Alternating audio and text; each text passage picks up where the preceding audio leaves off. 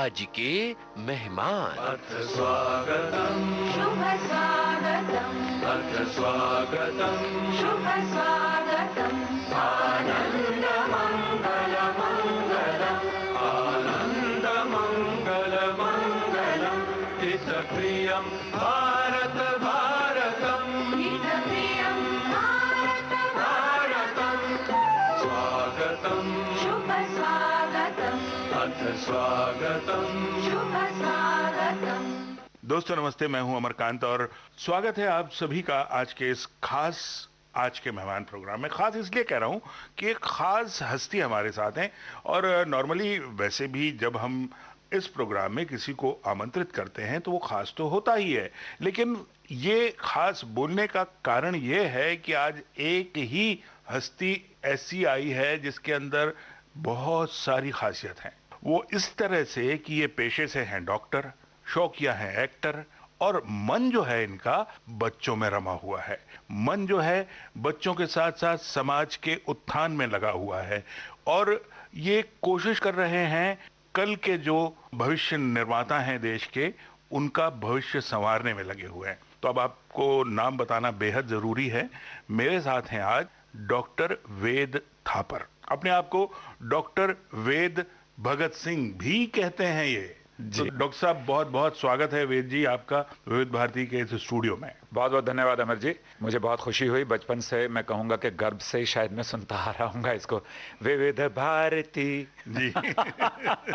और आज वहाँ आने का मुझे मौका मिला, और आने का ही नहीं बल्कि आपके साथ कार्यक्रम करने का मौका मिला और लोगों तक पहुँचने का मौका मिला कि जिस तरह का कार्यक्रम मैं कर रहा हूँ, जिस तरह की सर्विसेज में दे रहा हूँ, प्रशिक्षण में दे रहा हूँ, वो अगर जनमानस तक पहुँचे, सिर्फ मुंबई नहीं बल्कि पूरे देश में पहुँचे, हर इंसान हर नागरिक तक पहुँचे, और सिर्फ ट्रेनिंग तक ना पहुँचे बल्कि लोगों को इस बात का एहसास हो कि इसकी जरूरत क्यों है, और जरूरत है तो इसलिए है। तो जैसे कि मैंने कहा कि आजकल आप अपने आप को डॉक्टर वेद भगत सिंह भी कहते हैं जी। तो पहले इस पर ही थोड़ी सी बात कर लें कि ये ख्याल कैसे आया आपको कि आपको अपने नाम के साथ उस शहीद आजम भगत सिंह का नाम आपने जोड़ा है। तो निश्चित रूप से अपने आपको आपने कहीं ना कहीं उनसे प्रभावित हुए हैं, उनका जो त्याग है उससे अपने आप को कहीं आप जोड़ रहे हैं। तो क्या कारण था ये नाम जोड़ने का? मेरे पिताजी श्री राम प्रकाश जी थापर बहुत बड़े क्लासिकल सिंगर रहे, पंडित की उपाधि उनको मिली। वो क्रांतिकारी भी थे आज़ादी से पहले, और वो उस समय के हिंदुस्तान में थे जो पेशावर में था। मेरी उत्पत्ति हुई मेरठ में आकर, उत्तर प्रदेश में। तो जब मैं छोटा ही था तो उन्होंने मुझे किस्से सुनाने शुरू किए भगत सिंह के, कि भगत सिंह के किस्से क्यों सुनाए। जब हमारे घर वाले पूछते थे तो वो चाहते थे कि मेरे बच्चे का ऐसा चरित्र और व्यक्तित्व निर्माण हो जो सिर्फ अपने और अपने परिवार के लिए ना सोचे बल्कि आसपास की जरूरतों को, आसपास के लोगों का भी जो जरूरतें हैं उसका भी ध्यान रखे। और वो जरूरतें खान पान से संबंधित नहीं थी, वो सुरक्षा से संबंधित थी जी। तो भगत सिंह जो बहुत छोटी उम्र में जिन्होंने अपने देश के लिए अपना जीवन न्यौछावर कर दिया, उनके बारे में हमें बहुत पढ़ाया उन्होंने। कुछ ऐसी बातें थीं जो किताबों में नहीं है, वो उन्हें मालूम थी क्योंकि वो खुद भी क्रांतिकारी थे। तो वो उनसे हमने सुनी। फिर एक दिन हमें ऐसा मौका मिल गया कि हम छोटी सी उम्र में भगत सिंह बने और दिल्ली तक हमने जीप पर सफर किया, और वहां हमारी मुलाकात हुई भगत सिंह जी की माता जी से। और वहां से जो हमें कुछ किस्से सुनाई दिए, और वो माता जी नहीं थी, मौसी जी थी एक्चुअली, लेकिन वो कहती थी कि मेरा ही पुत्र है क्योंकि माँ तो रही नहीं। तो मौसी जी ने मुझे एक चीज बताई कि तू भगत लगता है पूरा, तेरे अंदर वो गुण है जो भगत ने कल कर दिए वो तुझे आज करना है। और जब थिएटर हम करते रहे इप्टा के साथ मेरठ में, और फिर अपना थिएटर ग्रुप शुरू किया, NDCG, national drama and cultural group, तो हमने हर बार उनकी कोई ना कोई कहानी को लेकर, उनके किसी न किसी वाकये को लेकर एक लघु नाटिका तैयार की, और वो संगीतमय होती थी और उसका हम मंचन किया करते थे। तो भगत सिंह हमारी श्वास में और हमारे रक्त में समा गए। अब जब भी मैं कोई ऐसा सामाजिक कार्य करता हूं जैसे नशे से संबंधित होता है, आतंकवाद से संबंधित होता है, डिजास्टर मैनेजमेंट से संबंधित होता है, लड़कियों के सेल्फ डिफेंस या सिक्योरिटी से संबंधित होता है, तो हम उसको नाम देते हैं वेद भगत सिंह, उस कार्यक्रम को जो करते हैं। लेकिन जो समाज में और बुराइयां हैं सामाजिक स्तर की, जो परिवार में है, जो कुसंस्कारियों की से संबंधित है, तो उसमें मैं अपना नाम देता हूं वेद कबीरा। ओहो, अभी और पत्ते खुलेंगे, कबीरा तक हम पहुंचेंगे। यहाँ अभी चूंकि हम वेद भगत सिंह की बात कर रहे हैं तो मैं ऐसा समझता हूँ वेद जी की यहाँ भगत सिंह के जीवन से जुड़ा एक गाना तो सुना ही जा सकता है। जी बिल्कुल बिल्कुल सुना देते हैं। तो फिल्मी गाना है, लेकिन उसको छोड़कर हमारे पास में एक चीज है, भगत सिंह जी से नहीं संबंधित बल्कि आज के समाज से संबंधित है, पर प्रेरित भगत सिंह जी से है। माँ का जो तने दूध पिया हो सामने से वार कर, माँ का जो तने दूध पिया हो सामने से वार कर, एक मेरी हुंकार ही काफी है अब के पांव धर। कायर हो सारे के सारे, सैनिक नहीं हो ये तय है, हमसे पिटते रहे हो फिर पिट जाओगे तुमको ये भय है। अरे तेरा धर्म नहीं रे कोई, ईमान नहीं रे कोई, तू वार करे है छुप छुप के रे, तेरा कतई भरोसा नहीं रे पाकी, कतई भरोसा नहीं रे जुल्मी, कतई भरोसा नहीं रे बैरी, कतई भरोसा नहीं। हाँ, माँ का जो तने दूध पिया हो सामने से वार कर, माँ का जो तने दूध पिया हो सामने से वार कर। तो भगत सिंह जी से कैसे हम प्रेरित हो गए? उन्होंने एक काम किया था, एक ऐसी जगह जाकर जहां वो लोगों को मार सकते थे। भगत सिंह जी, सुखदेव जी और राजगुरु, इन तीनों लोगों ने प्लानिंग की थी और एक जगह जाकर बॉम्ब ब्लास्ट किया था। जब ये पकड़े गए तो उनसे पूछा गया था कि आप ये बॉम्ब ब्लास्ट किए, इससे कोई हताहत नहीं, इवन कोई जख्मी भी नहीं हुआ, तो इसके करने का कारण क्या है? इसके करने का कारण है कि हम आम लोगों को जगाना चाहते हैं। हम गुलामी की जंजीरों को किसी को मार के नहीं तोड़ सकते। तो भगत सिंह जी से हमने वो सीख ली कि हम अगर किसी का विरोध, सरकार को कहते हैं आप कुछ नहीं कर पा रहे हैं, तो उस समस्या का समाधान नहीं होगा। हमें लोगों को जगाना होगा, जन जागरण करना होगा, जन क्रांति लानी होगी, तब इस समस्या का समाधान होगा। तो इस तरीके से उनका प्रभाव और उनके आदर्शों का अनुसरण हमने शुरू किया। बात बिल्कुल सही कही है आपने वेद जी। जन जागरण के बिना क्रांति नहीं होती, नहीं क्रांति होती, और क्रांति के बिना बदलाव नहीं होता जी। और बदलाव नहीं होता तो फूल नहीं खिलते हैं। वाह, क्या बात है। क्योंकि देखिए, जब पतझड़ आती है उसके बाद ही फूल खिलते हैं। बिला शक। तो एक कुछ नया चाहिए तो आपको एक फूल खिलाने के लिए ये जद्दोजहद तो करनी ही पड़ेगी। ये त्याग करना चाहे होगा। वो सिपाही करे, चाहे वो कवि करे, चाहे नागरिक करे, चाहे नागरिक करे। अब जहां तक कवि की बात इसलिए कर रहा हूं क्योंकि आप जहां एक तरफ वेद भगत सिंह हैं तो दूसरी तरफ आप वेद कबीरा भी हैं। तो ये जो कबीरा वाला जो आपका रूप है, निश्चित रूप से देखिए, कविता में बड़ी शक्ति होती है, कवि के अंदर बहुत ताकत होती है। अगर हम अपने हिंदुस्तान के पूरे स्वतंत्रता संग्राम की बात करें तो जहां एक तरफ हमारे सैनिकों का योगदान रहा, वहां दूसरी तरफ उस दौर के ऐसे बड़े बड़े कवि भी रहे हैं जिन्होंने अपनी लेखनी से बहुत कुछ बदल दिया। जी बिल्कुल। तो अब आप अपने उस कबीरा वाले किरदार को थोड़ा सा और आगे बढ़ाएं, फिर हम नशे पर भी आएंगे, नशे पर भी हम बात करेंगे, आपके एनजीओ पे भी बात करेंगे, लेकिन कबीरा को थोड़ा डिफाइन कीजिए। जी, तो कबीर जो हैं, उनकी सबसे बड़ी खूबी ये थी कि वो नीरू नीमा के यहाँ उन्होंने पाया उनको और उन्होंने पाल पोस के बड़ा किया। अब ये नहीं मालूम कि उनका धर्म क्या था, तो उनका धर्म क्या हो गया? मानवता। आज देश में इस चीज की बहुत जरूरत है। तो मैं जुहू बीच पर या गलियों में या सड़कों में या पार्क्स में जाकर डफली अपने हाथ में लेकर और बहुत सारे बच्चों को साथ में रखकर ये कुछ गाने गाया करता हूं जिन्हें मैं खुद लिखता हूं और खुद उनकी धुन भी बनाता हूं और उन बच्चों को इस काम के लिए तैयार भी करता हूं। तो कबीर यदि समाज में जिस तरीके से थे उस तरीके से दोबारा लाया जाए उनको, तो ये ऐसे ही होगा जैसे कि किसी महानुभाव ने पुराने हमारे प्राणायाम को और योगा को एक छोटा सा लघु रूप सूत्र देकर हमारे सामने लाया और आज देश के हर पार्क में योग प्राणायाम किया जाता है। तो हमने कैसा किया कि कई त्योहार यहाँ पे कई हैं बोलियां, जैसे सूरज की किरणों में रंगों वाली टोलियां, गंगा गांधी और गाय है जीवन का आधार जहां, कश्मीर से अरुणाचल तक प्यार का है व्यवहार जहां, ऐसा हिंदुस्तान हमारा, ऐसा हिंदुस्तान। और उसमें लिखा आगे कि यहां सब हिंदुस्तानी हैं, बराबर का हक है सबका। कबीर भी यही कहते थे कि तू किसके लिए लड़ रहा है? तेरी जात पात, तेरा धर्म, तेरी राजनीति तू अपने घर में रख, वो तेरा व्यक्तिगत मामला है, लेकिन तू जब घर से बाहर निकलता है तो ये पूरा समाज तेरा है, हर मानव तेरा है, हर नागरिक, हर धर्म का, हर भाषा का, हर जाति का सम्मान है। तो उस पर मुझे एक गीत याद आता है, अगर आप उसको सुनवा दें। बिल्कुल। कि हमारे लोग कहते हैं कि हिंदुस्तान ने दिया क्या दुनिया को। एक हमारे भारत कुमार जी हैं फिल्मों में, उन्होंने कहा कि जब जीरो दिया मेरे भारत ने मेरे भारत ने, दुनिया को तब गिनती आई, तारों की भाषा भारत ने दुनिया को पहले सिखलाई। देता न दशमलव भारत तो यूं चांद पे जाना मुश्किल था। धरती और चांद की दूरी का अंदाजा लगाना मुश्किल था। सभ्यता जहां पहले आई, सभ्यता जहां पहले आई, पहले जन्मी है जहां पे कला। अपना भारत वो भारत है जिसके पीछे संसार चला, संसार चला और आगे बढ़ा, यूं आगे बढ़ा बढ़ता ही गया। भगवान करे ये और बढ़े, बढ़ता ही रहे और फूले फले, बढ़ता ही रहे और फूले फले। चुप क्यों हो गए? और सुनाओ।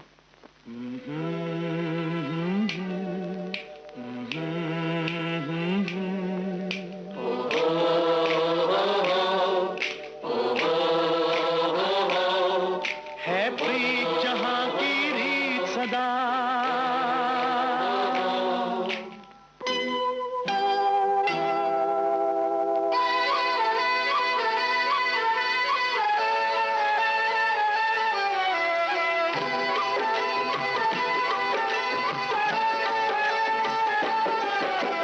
प्रीत जहां की रीत सदा, है प्रीत जहां की रीत सदा। मैं गीत वहां के गाता हूँ, भारत का रहने वाला हूँ, भारत की बात सुनाता हूँ। है प्रीत जहां की रीत सदा।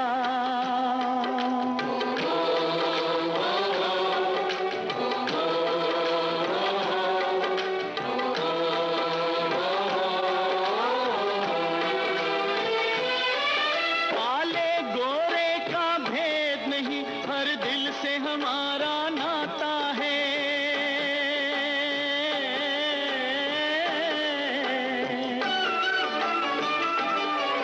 कुछ और न आता हो हमको, हमें प्यार निभाना आता है।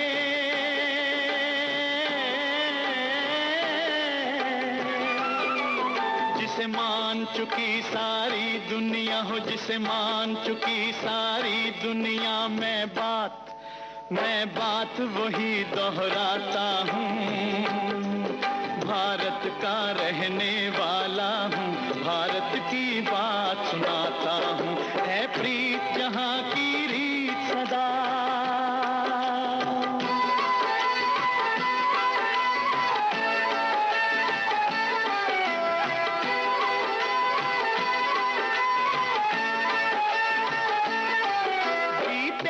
किसी ने देश तो क्या, हमने तो दिलों को जीता है।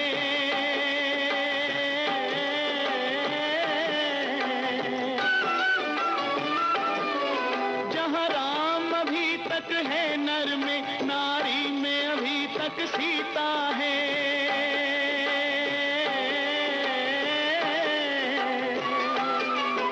इतने पावन है लोग जहाँ, इतने पावन है लोग जहाँ, मैं नित नित शीश झुकाता हूँ। भारत का रहने वाला हूँ, भारत की बात सुनाता हूँ।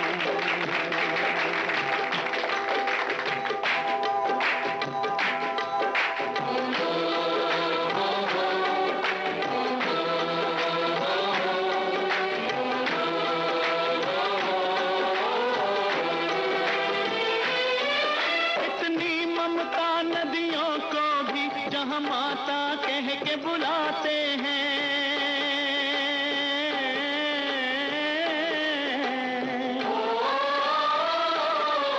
कितना आदर इंसान तो क्या, पत्थर भी पूजे जाते हैं।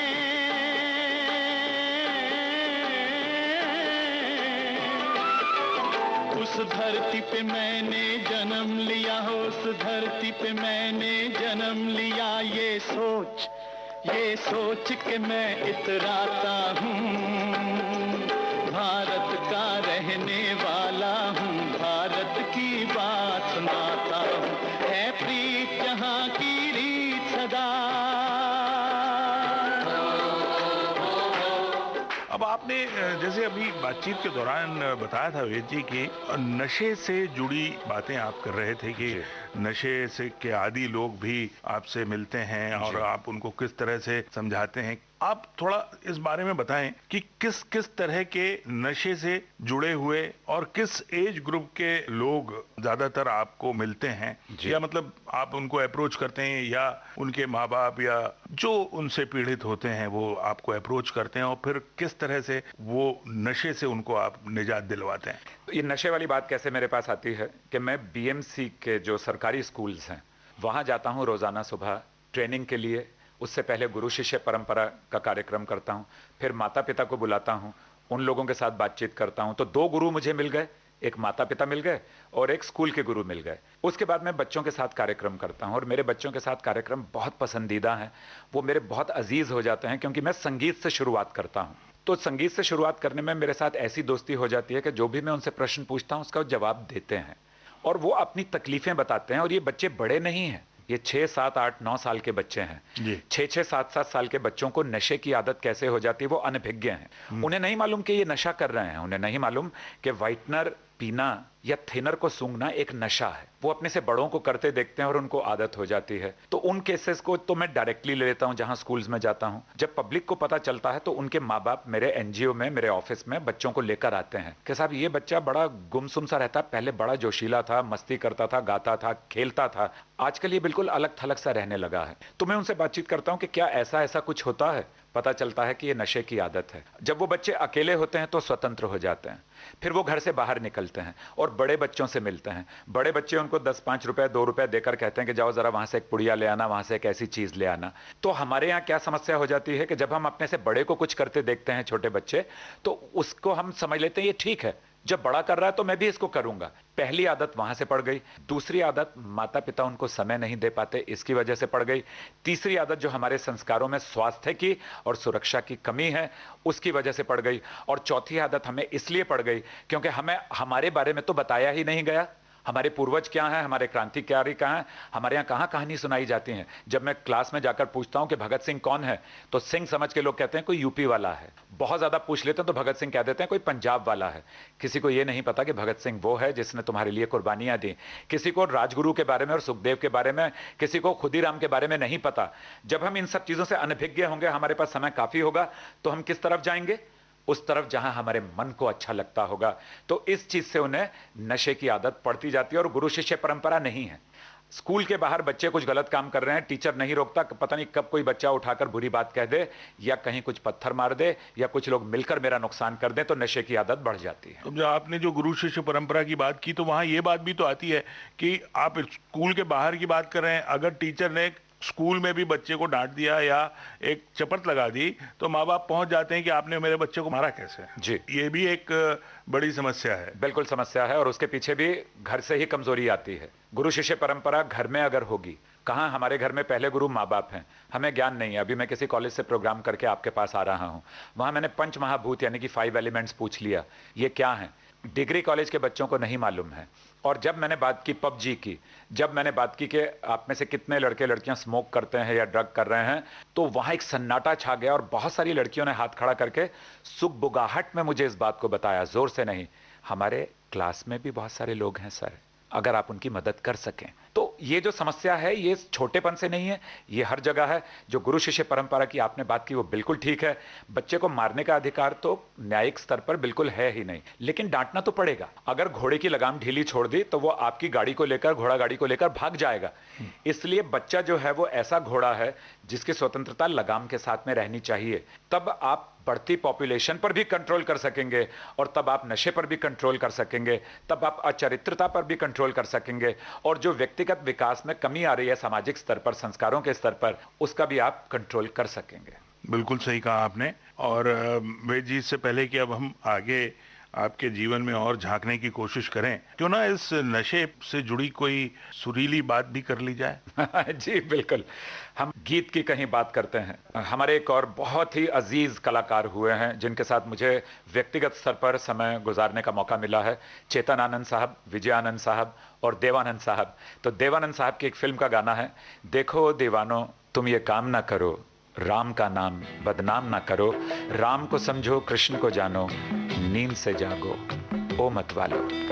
देखो ओ दीवानो तुम ये काम ना करो, राम का नाम बदनाम न करो, बदनाम न करो।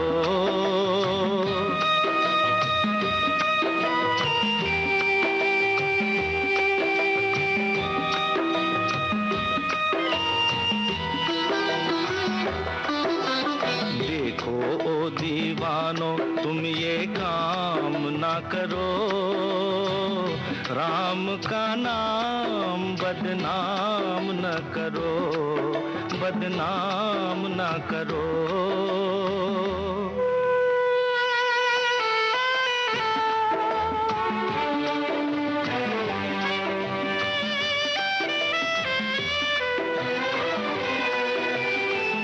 राम को समझो कृष्ण को जानो, नींद से जागो ओ मस्तानो। राम को समझो कृष्ण को जानो, नींद से जागो ओ मस्तानो। जीत लो मन को पढ़ कर गीता, जीत लो मन को पढ़ कर गीता। मन ही हारा तो क्या जीता, तो क्या जीता। हरे कृष्ण हरे राम, हरे कृष्ण हरे राम। जीवन को नशे का तुम गुलाम ना करो, राम का नाम बदनाम न करो, बदनाम न करो।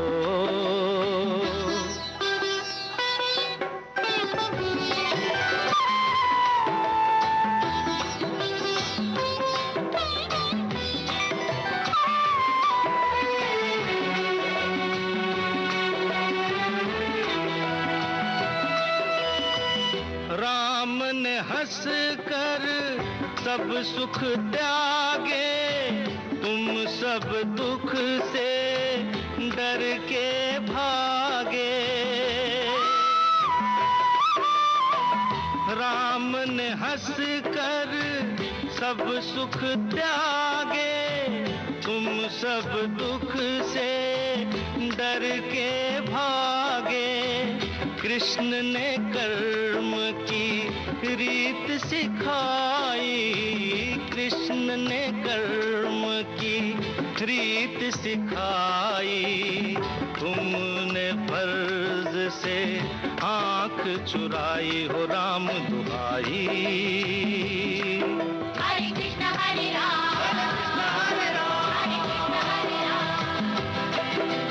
जीवन नाम है काम का, आराम ना करो, राम का नाम बदनाम न करो, बदनाम न करो।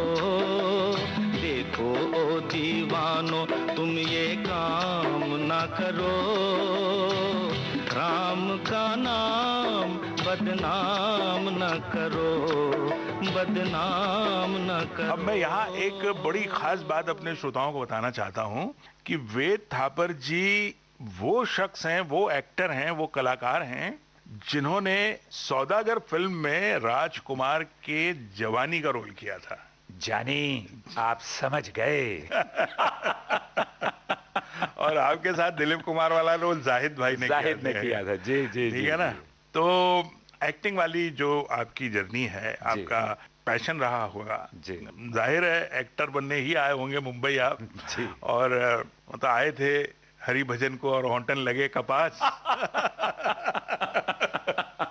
तो वो जो आपका असली हरि भजन था उस पर थोड़ी सी चर्चा जरूर होनी चाहिए। जी बिल्कुल, ये फिर शुरुआत होती है मेरे माता पिता, मेरे गुरुओं से। जी। मेरे पिताजी क्योंकि बहुत बड़े शास्त्रीय संगीतकार, गीतकार और गायक रहे हैं, पंडित नेहरू से पंडित की उपाधि मिली थी उनको। हाँ। तो उन्होंने बहुत छोटी सी उम्र में एक पोर्टिंग स्टार कल के क्लब शुरू किया मेरठ में। उसमें हमारे परिवार के सब लोग होते थे, डांस करने वाले भी, गाने वाले भी, और वो आहिस्ता आहिस्ता पूरे मेरठ में और यूपी में फैल गया। मेरी उम्र थी 2.5 साल की जी। जब उन्होंने मुझे पहली बार स्टेज पर चढ़ा दिया और मुझे कविता दी गई कि दूर के ढोल सुहावने होते, ऐसा दादी कहती है।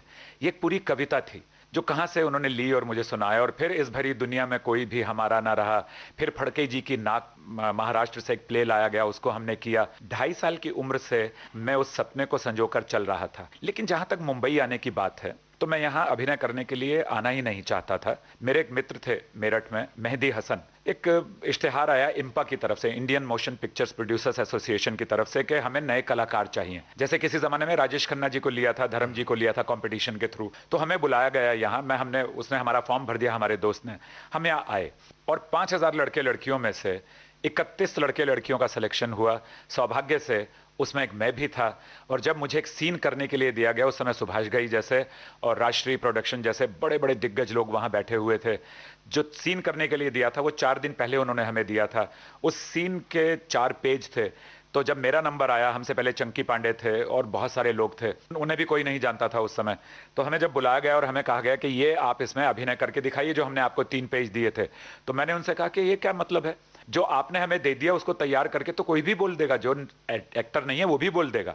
आप हमें कुछ ऐसा अभी के अभी कुछ बताइए कि आप करके बताइए। अगर उसमें आप हमें पास समझते हैं और उसमें हम उत्तीर्ण हुए, आपको अच्छा लगा, तो आप हमें इसमें सेलेक्ट कीजिएगा। तो एक कलाकार का क्या है कि इम्प्रोवाइजेशन, तो हमें वहां से इम्प्रोवाइजेशन की आदत पड़ी। अच्छा, फिर उसके बाद में हम इप्टा में जुड़ गए थे मेरठ में। तो वो जो इम्प्रोवाइजेशन की आदत पड़ी, उसमें हमारा इम्पा टैलेंट कॉन्टेस्ट में सिलेक्शन हुआ। और सिलेक्शन के बाद में हमें बहुत सारे लोगों ने यहाँ बुलाया। ये ठीक है कि हमारे साथ कुछ तकलीफें हुई उस समय, वो दीगर है, लेकिन फिर हम दिनेश ठाकुर साहब के साथ जुड़ गए और वहां प्ले करते रहे। 1286 शोज किए हमने उनके साथ में, 33 प्रोडक्शंस के पूरे विश्व में। आपने बात की इम्पा वाली जी, और उससे पहले मैंने बात की थी कि आपने सौदागर में कौन सा रोल किया था। तो वेद जी, ये बातचीत थोड़ी सी लंबी रहेगी, हम उस बातचीत को जारी रखेंगे। क्यों ना यहाँ वो इमली का बूटा, उसका स्वाद चख लें। अच्छा ठीक है, मैं एक डायलॉग सुनाता हूँ उनका। जी जी जी। कि जो दिलीप कुमार यंग हैं, जाहिद जो बने थे, उनकी बहन को गुलशन ग्रोवर छेड़ देते हैं और गुलशन ग्रोवर उसमें विलेन थे। जी हाँ। तो हमें पता चलता है जी कि हमारे दोस्त की बहन को छेड़ा। जी। तो हम गुलशन ग्रोवर को पकड़ के उनके गले में अपने कुत्ते की चेन बांध देते हैं। तो गुलशन ग्रोवर की गले में चेन डालकर राजकुमार यानी कि मैं जो था वो खींचते हुए ले जाता और उसको कहते हैं, बदबख्त, नामकूल, तूने हमारे दोस्त की बहन को छेड़ा, तेरा तो हम वो हाल करेंगे कि तू अपनी दोनों आंखों से देख भी नहीं पाएगा। अब याद आता है वो गाना जिस गाने में दोनों थे, राजकुमार साहब भी और दिलीप कुमार साहब भी, यूसुफ साहब भी हमारे, यानी जवानी में मैं, वेद थापर और जाहिद। और वो गाना था, तिनक तिनक तिन तारा तिनक तिनक रे, तिनक तिनक तिन तारा तिनक तिनक रे। इमली का बूटा, बेरे का पेड़, इमली खट्टी मीठे बेर। इमली का बूटा, बेरे का पेड़, इमली खट्टी मीठे बेर। इस जंगल में हम दो शेर, चल घर जल्दी हो गई देर।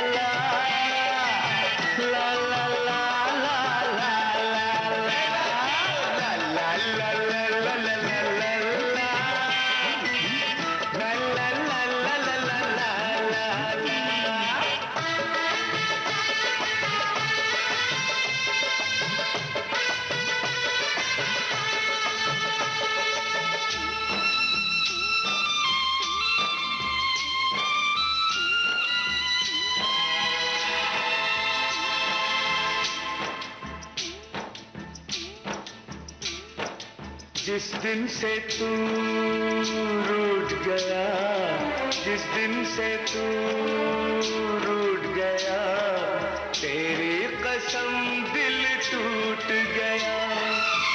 ना जाने कब रात हुई, ना जाने कब हुई सवेर, इमली का बूटा बेरी का पेड़, इमली खट्टी मीठे बेर, इस जंगल में हम दो शेर, चल घर जल्दी हो गई देर, चल घर जल्दी हो गई देर, हे, इमली का बूटा बेरी का पेड़।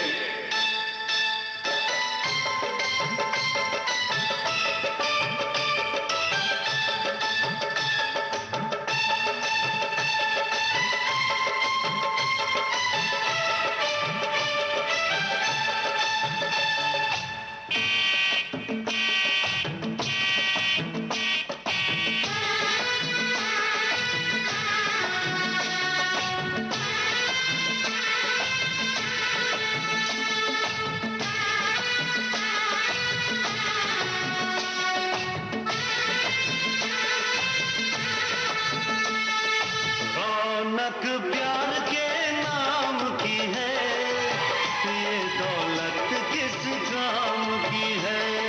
रौनक प्यार के नाम की है, ये दौलत किस काम की है।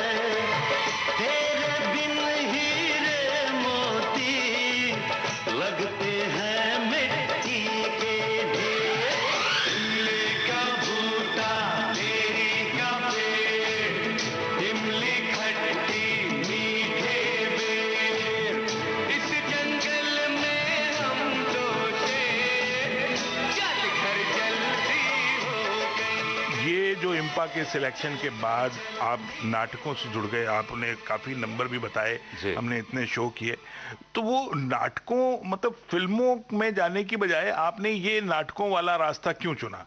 जैसे कि मैंने आपको बताया अमर जी कि मुझे लेटर भेजकर बुलाया गया था यहाँ। मुझे कुछ बड़ी बड़ी कंपनियों ने लेटर भेजे थे। जब मैं यहाँ आया तो वो बात वो पूरी नहीं कर सके, सही मानों में वो धोखा हो गया। मैंने सुना है कि ऐसा कई कलाकारों के साथ में होता है।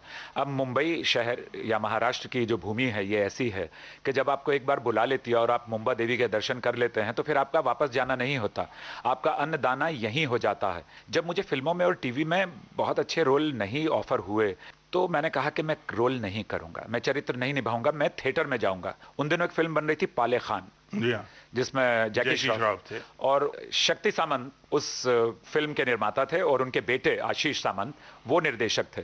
तो हम क्योंकि नए थे, हम संघर्षरत कलाकार थे, हम फिल्म सिटी में चले गए। वहां पर पाले खान थे यानी कि जैकी श्रॉफ, और एक बहुत बढ़िया रोल में थे दिनेश ठाकुर साहब। तो मैंने उनको पहचान लिया, ये तो थिएटर वाले आदमी हैं। मैंने जैसे ही लंच हुआ उनके पास में भाग कर गया, मैंने कहा मैं आपके साथ थिएटर करना चाहता हूँ। तो बोले थिएटर करना चाहते हो, थिएटर को कंधा बनाकर फिल्मों में जाना चाहते हो? तो ये उनकी आदत थी, बहुत साफ गो थे वो इंसान। जी हाँ। तो मैंने कहा नहीं, मैं थिएटर को कंधा नहीं बनाऊंगा। बोले देख लो, मैं अभी एक प्ले शुरू करने वाला हूँ और आप अगर उसमें आ सकते हैं आइए। उस प्ले का नाम है तुगलक। मैंने कहा जी मैं करूंगा। रीडिंग में आए, रीडिंग में हमें नायब सूबेदार बना दिया गया, यानी कि हम सेकंड हीरो हो गए उस प्ले के। और वहां से जो हमारी यात्रा शुरू हुई है, और उसमें एक और कमाल था अमर जी कि उस प्ले के शोज इतने हुए कि विश्व में किसी भी एक प्ले के, इस तरह के प्ले के, हिस्टोरिकल के, एक साथ इतने शो नहीं होते। पृथ्वी थिएटर जैसी जगह में 25 शो से वो शो प्ले शुरू हुआ था और उसमें नायब सुल्तान का मेरा चरित्र था। और वो इतना हिट हो गया कि उसके बाद एक मोर देन 35 to 36 प्लेज मैंने दिनेश जी के साथ में विश्व भर में किए। और वहां से मुझे महसूस हुआ कि जो मैं थिएटर मेरठ में कर रहा था, यहाँ और उसमें जमीन आसमान का अंतर है, लेकिन मेरा जो आधार था वो बहुत मजबूत हो गया एक अभिनेता के तौर पर। और फिर उसके बाद जब ये यहाँ तो निश्चित रूप से आपको जिसको कहना चाहिए पॉलिश हो रहे थे आप जी। आपको मतलब सजाया संवारा और मांझा जा रहा था और आप निखर के आने वाले थे, एक पूरे अपने शबाब में आप छाने वाले थे। जी। तो वो मौका फिर आपको कैसे मिला? मतलब एक और बात याद आ रही है जैसे कि आप डॉक्टर भी हैं जी। तो ये डॉक्टर वाली बात, ये एक्टर वाली बात और फिर ये ड्रामे वाली बात, ये सारी चीजें जानकर ऐसा लगता है कि आप आखिर अपने टाइम को मैनेज कैसे करते थे? आप ड्रामा भी कर रहे थे, फिर आप पर्दे पर कैसे आए? तो ये टाइम मैनेजमेंट जो था, ये मुझे मेरी माताजी ने सिखाया था कि आप एक समय में अगर आप समय को अच्छी तरह से मैनेज कर लेते हैं, समझना शुरू कर देते हैं, तो अलग अलग चीजों में बांट कर समय दे देंगे तो आप हर चीज में निपुण हो सकते हैं। तो ये मैं कैसे बना कि जब मैं थिएटर कर रहा था तो वहीं से मुझे सौदागर मिली। एक प्ले हम कर रहे थे, महाभोज, मन्नू भंडारी द्वारा लिखित। उसी प्ले में मैं आपके साथ था। उसी प्ले में आप मेरे साथ। महाभोज करते हुए दीप्ति नवल, एक बहुत हमारी सीनियर एक्ट्रेस हैं जी, उन्होंने हमें देखा कि यहाँ राजकुमार भी हैं और दिलीप कुमार भी हैं, दोनों ही हैं, तो वहां से वो हमें उठाकर ले गए। फिर उन दिनों में एक टीवी सीरियल शुरू हुए आफ्टरनून के, दूरदर्शन, तो उसमें ऐसा हो गया, मुझे चुन लिया गया उन टीवी सीरियल्स में कि पहला टीवी सीरियल भी मेरा, दूसरा भी मेरा, तीसरा भी मेरा, अलग अलग चरित्र में उसमें निभाने लगा। फिर वो करते करते मुझे इकाई दहाई सैकड़ा, बहुत एक फेमस नॉवेल है विमल मित्र जी का, जी विमल मित्र जी का, वो मुझे मिल गया और बहुत बड़े डायरेक्टर के साथ में। फिर मुझे परमवीर चक्र मिल गया चेतन आनंद साहब के साथ में, और जब मैं परमवीर चक्र करने के लिए चुना गया तो चेतन साहब के ऑफिस में जैसे गया, उन्होंने बोला आओ राज। तो मैंने तब तक सौदागर नहीं हुई थी एक्चुअली, तो मैंने कहा राज मतलब क्या है? बोले तुम राजकुमार जैसे लगते हो। तो ऐसे बड़े बड़े, फिर मैंने यश चोपड़ा जी के साथ में काम किया, फिर मैंने गालिब किया गुलजार साहब के साथ में। तो वो सीढ़ियां चढ़ते चले गए, लेकिन उसके पीछे कारण एक ही था, अभिनय। अभिनय का जुनून, जब तक जुनून ना होगा तब तक आप उस जगह पहुंच ही नहीं सकते कि आप अपने क्षेत्र के आफताब बने। तो वो जुनून मुझे सीढ़ी दर सीढ़ी चढ़ाता चला गया और मैं हर चरित्र को समझता रहा, सोचता रहा चरित्र के बारे में, पढ़ता रहा, जिसे हम स्टडी करना कहते हैं। तो वो जरी सारी जो चीजें हम सीखते चले गए और हमारी ये कला में निखार आता चला गया और हम आगे बढ़ते चले गए। तो अब हम और ज्यादा आगे नहीं बढ़ेंगे अभी फिलहाल, यहाँ एक छोटा सा सुरीला ब्रेक लेंगे। जी बिल्कुल, ले लेते हैं। मेरा एक बहुत ही पसंदीदा गाना है जिसने मुझे बहुत कुछ दिया है, नौशाद साहब और शकील बदायूनी जी का। मेरे महबूब तुझे मेरी मोहब्बत की कसम, फिर मुझे नरगिस सी आंखों का सहारा दे दे, मेरा खोया हुआ रंगीन नजारा दे दे। मेरे महबूब तुझे मेरी मोहब्बत की कसम, मेरे महबूब तुझे मेरी मोहब्बत की कसम, फिर मुझे नरगिसी आँखों का सहारा दे दे, मेरा खोया हुआ रंगीन नजारा दे दे, मेरे महबूब तुझे मेरी मोहब्बत की कसम।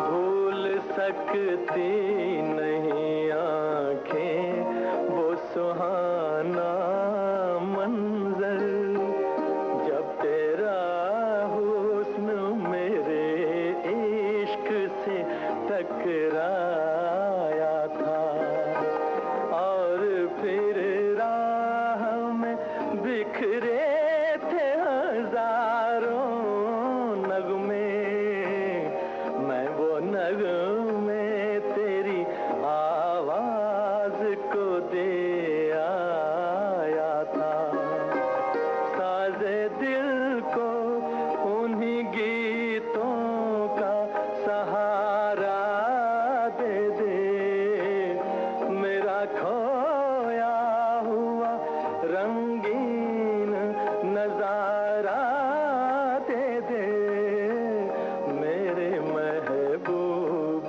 तुझे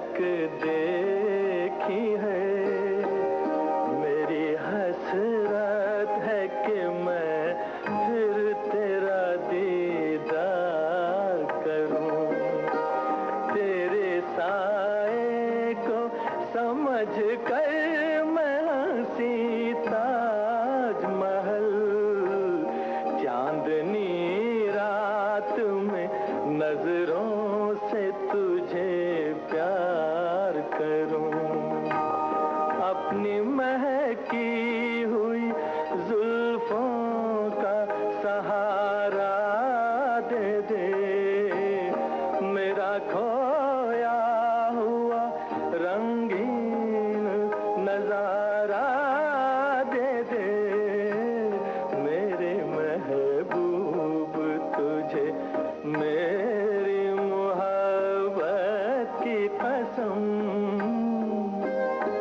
वेद जी, ये जो आपका डॉक्टर वाला जो एक हिस्सा है जीवन का जी। और एक्चुअली मुझे ऐसा लगता है कि समाज की तरफ आपका जो सरोकार है उसमें वो किस तरह से डेवलप हुआ है, शायद वो कहीं ना कहीं आपके अंदर का जो चिकित्सक है उसने बहुत करीब से लोगों को देखा और शायद वहां से कहीं एक जुड़ाव आपका हुआ, ऐसा मुझे लगता है। तो आप थोड़ा वो अपने डॉक्टर वाले चरित्र पर भी आ जाएं।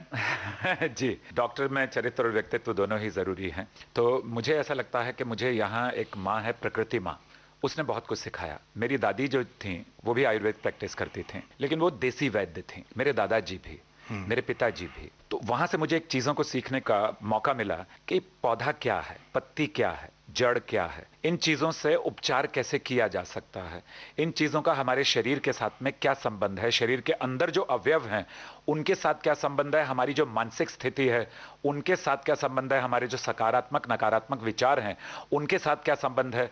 तो आज भी और तब से अब तक मुझे प्रकृति या पेड़ पौधे या जितनी भी जड़ी बूटियां हैं, मैं बड़ा भाग्यशाली हूं कि मुझे ऐसा लगता है जड़ी बूटियां मुझसे बात करती हैं। तो मुझे एक और चीज का मेरे पुरखों द्वारा ज्ञान हुआ, नाड़ी विशेषज्ञ, कि मैं नाड़ी पकड़ के बताता हूं कि आपकी शारीरिक समस्या यह है और मानसिक समस्या यह है। तो मेरा जो आयुर्वेदिक है या मेरा जो नेचुरोपैथी है उसमें सिर्फ आयुर्वेद और नेचुरोपैथ नहीं है, बल्कि उसमें आपका जीवन का, प्रतिदिन का व्यवहार, प्रतिदिन के विचार, प्रतिदिन का खान पान, प्रतिदिन का व्यायाम है या नहीं, किस तरह का आप जीवन शैली जी रहे हैं, उन सब चीजों को मैंने मिलाकर एक जगह इकट्ठा किया। आज जब मेरे यहाँ कोई पेशेंट आता हो, मैं नाड़ी पकड़कर उसकी समस्या बताता हूं, तो मुझे एक बात का एहसास होता है कि इसको डायबिटीज ठीक होनी है, इसका जो कैंसर है वो ठीक होना चाहिए। एड्स मेरे यहाँ जब ठीक हो गए, तो यहाँ तक पहुंच कैसे हुई? यहाँ तक पहुंच ऐसे हुई कि मैंने इसको बिजनेस नहीं बनाया। मेरे पास अमर जी ऐसे पेशेंट आते हैं जिनके पास फीस के भी पैसे नहीं है। जब फीस के पैसे नहीं है तो दवाई कहां से खरीदेंगे? तो मैं नीचे, जो मेरे फर्स्ट फ्लोर पर मेरी डिस्पेंसरी आजकल, और नीचे वाले फ्लोर पर मेरी पत्नी रहा करती हैं, वो भी विशेषज्ञ हैं ऐसे चिकित्सा में ही। तो मैं नीचे जब लिखता हूँ फ्री इसमें दवाई दे दीजिए उनको, तो वो एक कल्याण होता है। उस कल्याण के माध्यम से मेरा ज्ञान बढ़ता है और मैं आयुर्वेद के क्षेत्र में आगे बढ़ता चला जाता हूं और बढ़ रहा हूं लगातार।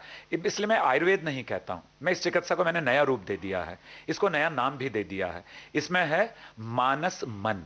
मानस मन पर अगर आप नियंत्रण कर सकेंगे खान पान में, व्यवहार में, विचार में और आपके व्यायाम में, तो आपकी समस्याओं का निदान स्वयं ही होगा। सही मानों में उन औषधियों से होगा जो कैप्सूल और टैबलेट में नहीं आती हैं, सिरप्स में, काढ़ों में नहीं आती हैं। बिल्कुल सही कहा आपने। और मन जो है, मन बहुत चंचल होता है जी। और इसकी चंचलता पर अगर हमने काबू रख लिया तो जबान पे भी काबू हो जाएगा, जीभ पर काबू हो जाएगा, भूख पर, स्वाद पर, इस पर काबू हो जाएगा तो और बीमारी अपने आप काबू में आ जाएगी। जी। तो अभी इस बातचीत के दौरान आपने अपनी पत्नी का जिक्र भी किया था और मैंने भी शुरू में थोड़ी सी बात की थी। जी, तो जी। थोड़ा सा पत्नी के बारे में जान लेते हैं और अगर आप उनके लिए, उनकी तारीफ में कोई गाना यहाँ पर अगर जी, हमें जी। सुनवा सकें तो वो भी अच्छी बात जी होगी। जी जी बिल्कुल। उनको मैं गाना, जब मेरा विवाह हुआ तो मैं उनके लिए गाया करता था। मुझे दर्द दिल का पता न था, मुझे आप किस लिए मिल गए, मैं अकेले यूं ही मजे में था, मुझे आप किस लिए मिल गए। ये गाने तक ठीक था, लेकिन मिल गए तो बड़ी खुशी है। मुझे दर्द दिल का पता न था, मुझे आप किस लिए मिल गए, मैं अकेले यूं भी मजे में था, मुझे आप किस लिए मिल गए। मुझे दर्द दिल का पता न था, मुझे आप किस लिए मिल गए।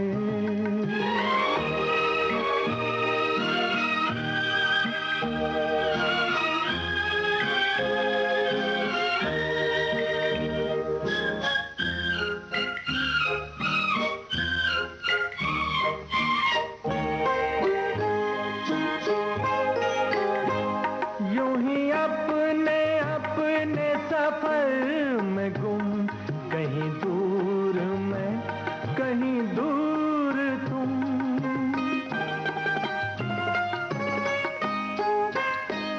यूं ही अपने अपने सफर में गुम, कहीं दूर मैं, कहीं दूर तुम, कहीं दूर तुम।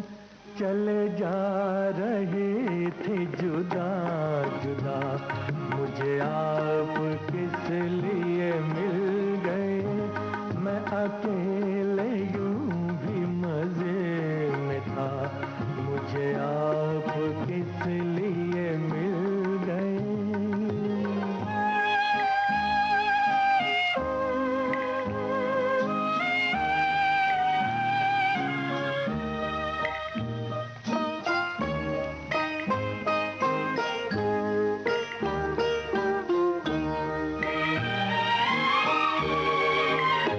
न मैं चांद हूँ किसी शाम का, न चिराग हूँ किसी बाम का।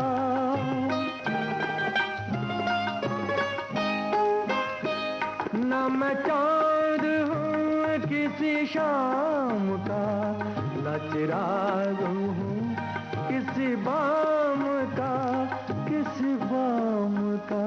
मैं तो रास्ते का हूँ एक दिया, मुझे आप किस लिए मिल गए। मैं अकेले यूं भी मजे में था, मुझे आप किस लिए मिल गए।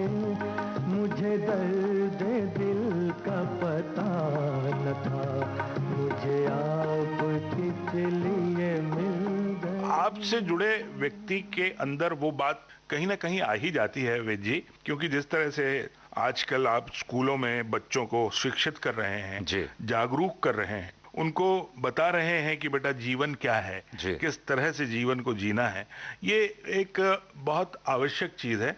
और ऐसे एक नहीं, कई वेद भगत, कई वेद कबीरा की आज जरूरत है हमारे समाज को, कदापि सत्य। जो इस तरह के, मैं तो ये कहूंगा कि अभियान है, जो अभियान आपने चला रखा है, इस अभियान की मशाल कई लोगों के हाथ में होना चाहिए। बिल्कुल। और क्या इस दिशा में भी कुछ आप काम कर रहे हैं कि आप अपने जैसे एक फोर्स तैयार करें जो भविष्य में इस तरह से काम कर सके?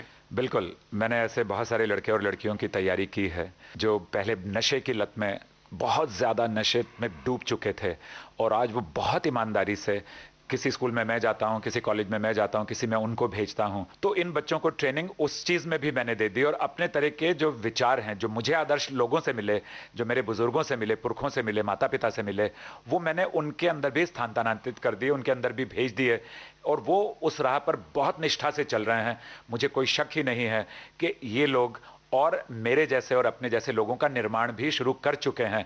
इसीलिए इस समय मुंबई में हर सुबह किसी न किसी कॉलेज, किसी न किसी स्कूल में हम आवाज़, जो मेरा संस्थान है, उसके माध्यम से ये जाते हैं और निःशुल्क काम करते हैं। उनको धन हम मुहैया कराते हैं किसी न किसी तरीके से, जैसे मुझे फिल्म से जो कमाई होती है उसमें उनको बांट देता हूँ। वैसे आपके इस एनजीओ को कहीं और से कोई धन प्राप्त होता है? बिल्कुल नहीं। कोई दान, कोई फंडिंग किसी और तरह से? अभी एक हैं जो अनिल मुरारका साहब, जिन्होंने हमें काफी मदद की।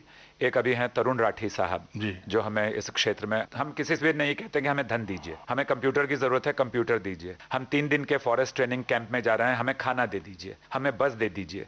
तो लोगों को बड़ा अच्छा लगता है कि हम धन नहीं मांग रहे, क्योंकि सामने वाले को भरोसा कैसे होगा कि हमने धन का कैसा उपयोग किया, सदुपयोग किया या दुरुपयोग किया, क्योंकि आजकल समाज में ये कुरीति है, ये कुचलन है कि लोग आपसे पैसा ले लेते हैं और उसका दुरुपयोग करते हैं। ऐसा मैंने सुना है। तो हम मांगते ही नहीं, हमें कहते हैं कि हमें रोजाना सुबह ट्रेनिंग में गुड़, चना और कुरमुरा खिलाना है बच्चों को, वो आप 5 किलो 10 किलो भेज दीजिए, उसको आप बाजार में तो मैं बेच नहीं सकता हूँ। तो लोगों का भरोसा बढ़ता जा रहा है। पर अब तक इन लोगों के आने से पहले मेरे माता पिता ही मुझे सहयोग करते थे। बहुत अच्छा लगा वेद जी आपसे बात करके, और निश्चित रूप से आज हमारे श्रोताओं को भी कुछ अलग सुनने मिला है। और मैं उम्मीद करता हूं कि हमारे श्रोताओं ने जो आज इस प्रोग्राम को सुना होगा, जिन्होंने, वो कहीं ना कहीं इन चीजों को अपने अंदर भी आत्मसात करने की कोशिश करेंगे। और जो कोशिश वेद जी ने की है, जो कर रहे हैं, कहीं ना कहीं आप भी अपने आसपास के क्षेत्र में इसे करने की कोशिश करेंगे। और ये जो एक अभियान जिसे कहना चाहिए, ये एक अभियान के रूप में लेंगे और इसे आगे बढ़ाएंगे। वेद जी, यहाँ चलने से पहले एक गाना जरूर सुनेंगे और उसके बाद आपसे विदाई लेंगे। जी बिल्कुल। एक गाना मुझे और याद आता है, मनोज कुमार साहब की ही फिल्म का है, मेरा रंग दे बसंती चोला। वो इसलिए लिखा गया था गाना कि बसंती चोला का मतलब होता है त्याग, बसंती रंग का मतलब है त्याग, प्रेम, स्नेह। तो आज मैं सभी नौजवानों से मेरे गुरुजी का नाम लेकर, डॉक्टर एपीजे अब्दुल कलाम का, दरख्वास्त करता हूं, प्रार्थना करता हूं कि अपने मन के चोले को बसंती रंग लीजिए और समाज में जो कुप्रथाएं और कुरीतियां हैं, जो घृणा है, जो असम्मान है, जो द्वेष है, उसे खत्म कीजिए। पॉपुलेशन यानी जनसंख्या जो बढ़ती हुई है उस पर नियंत्रण कीजिए।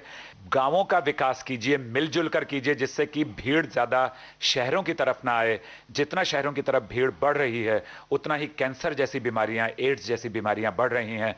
और दूसरी ये बात कहूंगा कि मुझसे जुड़िए भी आप।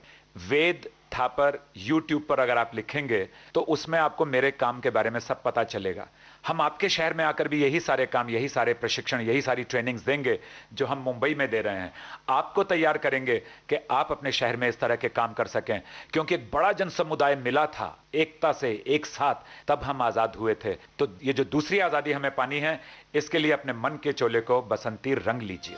ओ मेरा रंग दे बसंती चोला, मेरा रंग दे, ओ मेरा रंग दे बसंती चोला, ओए रंग दे बसंती चोला, माए रंग दे बसंती चोला।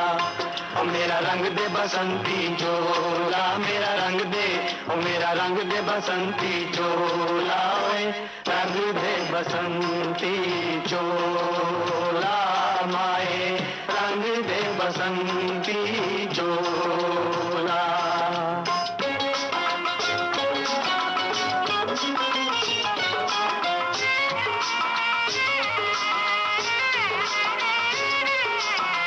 दम निकले इस देश की खातिर बस इतना अरमान है, दम निकले इस देश की खातिर बस इतना अरमान है।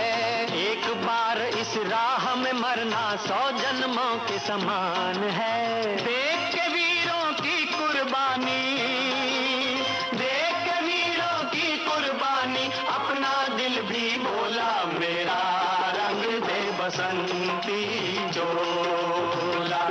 ओ मेरा रंग दे बसंती चोला, मेरा रंग दे, ओ मेरा रंग दे बसंती चोला, ओए रंग दे बसंती चोला, माए रंग दे बसंती चोला।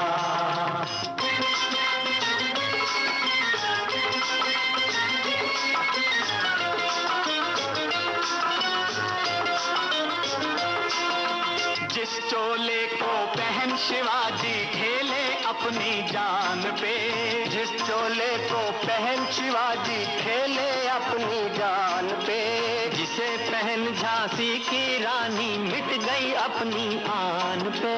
आज उसी को पहन के निकला, पहन के निकला, आज उसी को पहन के निकला हम मस्तों का टोला, मेरा रंग दे बसंती चोला। बहुत बहुत धन्यवाद वेद जी, आज आपसे मिलकर, आपसे इतनी बातें करके, आपके बारे में इतना जानकर, आपके काम के बारे में इतना जानकर बेहद खुशी हुई। हम बहुत शुक्रगुजार हैं। आपने अपना कीमती समय दिया विविध भारती को, विविध भारती के श्रोताओं के साथ आपने अपनी बातें इतनी बांटी। बहुत बहुत धन्यवाद। बहुत बहुत धन्यवाद अमर जी, आपने मुझे धन्यवाद दिया, मेरे कामों को धन्यवाद दिया। मैं धन्यवाद देता हूँ विविध भारती को। और भाई मिलजुल कर देश को आगे बढ़ाएं। नमस्कार, जय हिंद। तो दोस्तों, ये थी मुलाकात अभिनेता डॉक्टर वेद थापर से। मुलाकात कर रहे थे अमरकांत दुबे। आज के इस कार्यक्रम में तकनीकी सहयोगी थे निखिल धामापुरकर और कार्यक्रम के प्रस्तुतकर्ता जुबैर खान। अब आज का ये कार्यक्रम समाप्त हुआ। आज पिटारा लाया था आज के मेहमान। आप और हम अब मिलेंगे अगले हफ्ते आज ही के दिन। मगर पिटारा तो भाई हर रोज खोला जाता है। कल भी खोलिए, रोज खोलिए और सुनिए पिटारा पिटारा पिटारा।